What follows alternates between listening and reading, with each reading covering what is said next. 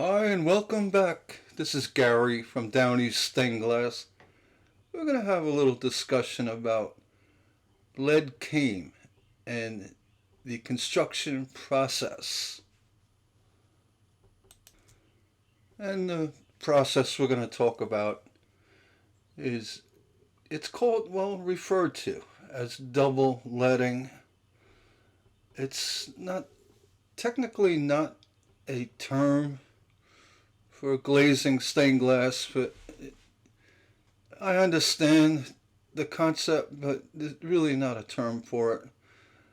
Uh, what this actually, the double leading is, it's when you put lead around a piece of glass and an adjacent piece has lead around it as well. So you're basically overlapping the leaf of the lead, the leaves, the top and bottom, so they fit together, snugly. And there are times when you use it, but there's also times when you shouldn't. And let me explain. With this window, the Holy Spirit window, we have areas of this window that contain rondelles that are encapsulated in lead. And you have a background area that what you're doing is you're creating a leaded piece inside a leaded line. In this case, it would be these larger circles. Now, the incorrect way is to use a double leading process as what they're trying to describe is double leading, where you overlap. But that's not what you want to do. You want to design this so that the lead, the two pieces of lead that are adjacent, fit correctly with the proper spacing, allowing the circle of the rondelle to show cleanly, against the large circle background. Here's a closer up view. What I'm trying to say, well, if you take lead like this, and you have lead here, and then lead on the adjacent rondelle, you don't want to make it so these are too far apart, where you're going to have a bouncing effect or a irregular shape of the rondelle. So you want to design the window so that the lead meets the lead, without overlapping if you can help it. And that is done by in the background pieces here. There's a proper amount of room allowed or allocated for these background pieces. And I'll try to explain a little bit better. When designing windows like this, you want to have your pieces, this would be a rondelle, this would be a rondelle. And then in between, you want enough space so you could run, in this case it was 3/16 lead here around the rondelle and 3/16 lead here. So when you put them together, they basically just touching. And also on the outer area of the rondelles, the other circle area, you want to leave spacing for the lead here of the outer circle and the lead of the rondelle. You want enough spacing here, this small amount. This way you don't have any overlapping or, a hard fit, basically. So the piece you're going to cut would be this triangular shaped piece here that will have enough room to support the spacing between the rondelle and the lead itself. You really want to avoid overlapping these leads, mainly because though it will work, it's just not as clean as a well-designed piece that allows for that spacing. as you can see in this descending dove, the Holy Spirit panel, you'll have a continuous circle, a clean circle. It's designed in this window to be clean, with a clean shaping of each rondelle, both in spacing from rondelle to the curved circle, the circle areas.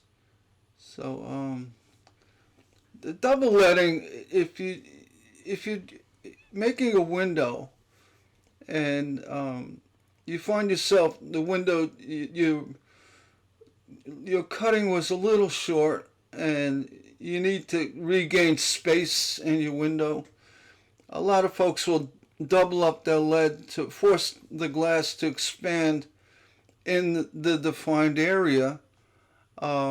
This was cut 100% accurate. There's no room for error, because even in the small bevel squares, this is all 1/8" lead here.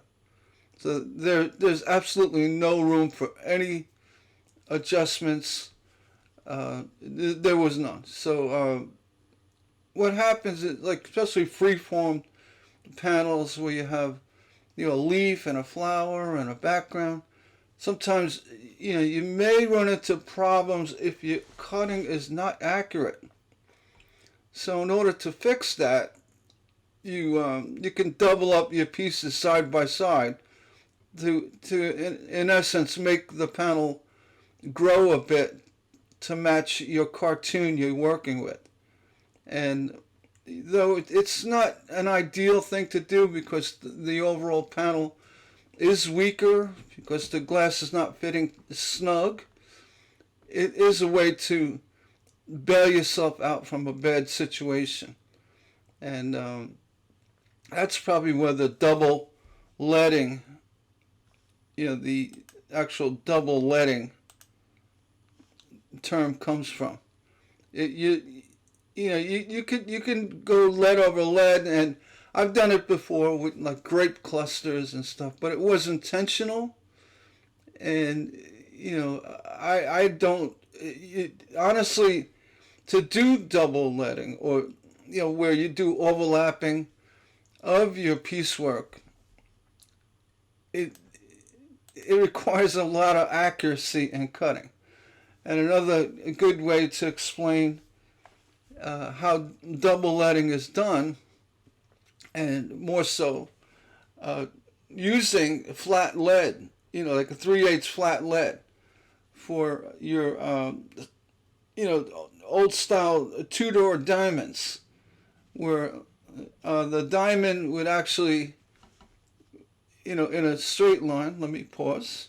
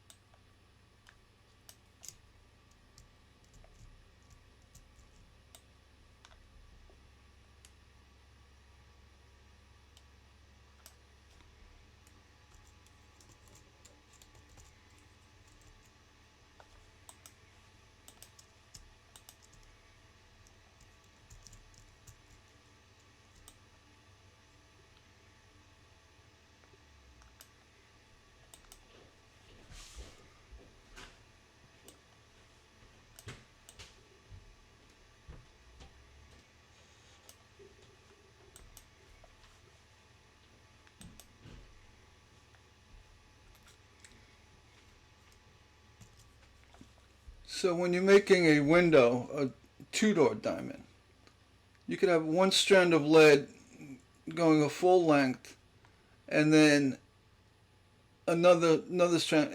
What you do is, say this strand was cut here, you could cut it right to the edge of the glass, and it was often done that way with the lead knife. It's directly flush to the edge of the glass, and then the lead that goes over it is actually opened up slightly and allowed to go over the lead below.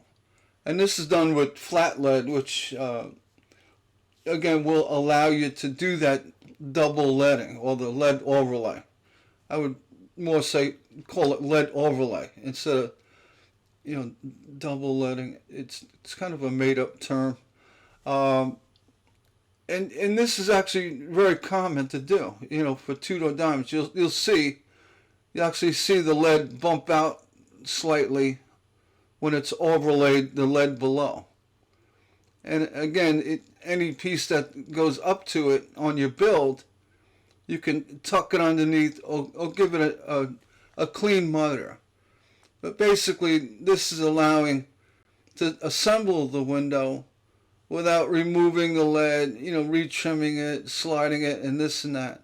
So basically, you're building the window with lead overlays. It's a lead, the crown of the lead, the crown overlays, and that was very commonly done. Especially with, like I said, the 3/8 flat lead and two-door type diamonds, even on old, other style stained glass with using flat lead. It was a common thing. But today, using round crown lead, double leading, it would create more of a bumping effect. And it's almost like, unless you intentionally did it, which again requires very accurate design skills to do this. You don't just you just don't do it, and you have to design it to work that way. And again, the double leading or the bailout technique, if your window's fitting too loosely, that double leading will actually give you more spacing to get your window to work. It's not something I would suggest to do, but it will save you if you get into trouble. If you have any questions about double leading or lead overlap, or saving yourself from a bad fit, we could have that discussion. And please, bring up the subject below the video. You can see this window I did was very ornate for a 38-inch window, and even something like this, I didn't use any reinforcements. This was done using the number 2 lead, which is a high antimony tin compound. The lead it's a lot stronger than your standard lead that's soft. It's very bendable. This was done with the number 2 lead. Like I said, it's very strong. So even at 38 inches, the network of the design plus the use of the high antimony, the number 2 lead, made it possible to do this window without any reinforcements. And as well, this was done with 50-50 solder, and the reason for 50-50 is it blends better with the composition of the lead, so you don't get hot spots, like shiny spots that can be very distracting. And with any leaded glass window, you don't want to cement it. You don't want to patina it after it was cemented, because it will denigrate the cement, the putty cement. And you use 50-50 because it blends better with solder, not because it's softer or pliable. That's another crazy myth out there. And you don't use it because it's cheaper.